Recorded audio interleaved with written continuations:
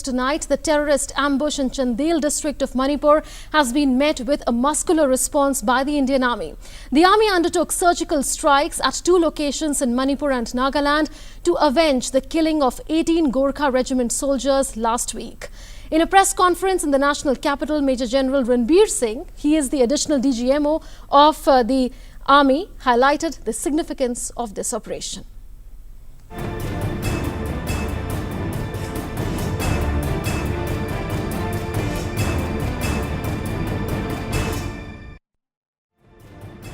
The biggest attack on the Indian Army was witnessed last week in the northeast when 18 soldiers of Gorkha Regiment were martyred in a terrorist ambush attack in Manipur.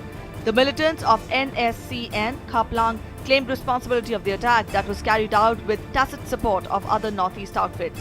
The Indian Army has now carried out operations against the militants responsible for the 4th of June deadly attack on the army convoy in Manipur. Early this morning, the Indian Army engaged two separate groups of militants along the Indo-Myanmar border at two different locations along the Nagaland and Manipur border. Significant casualties have been inflicted on the militants, and as a consequence of this operation, threats to our civilian population and the security forces personnel have been averted.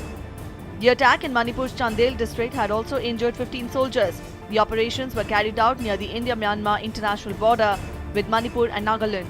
Army had got specific intelligence reports that more attacks were going to be carried out in the region, and the strikes were undertaken at two locations on the Myanmar border in Manipur and Nagaland. While ensuring peace and tranquility along the border and the border states, it should be clear that any threat to our security, safety, and national integrity will meet a firm response.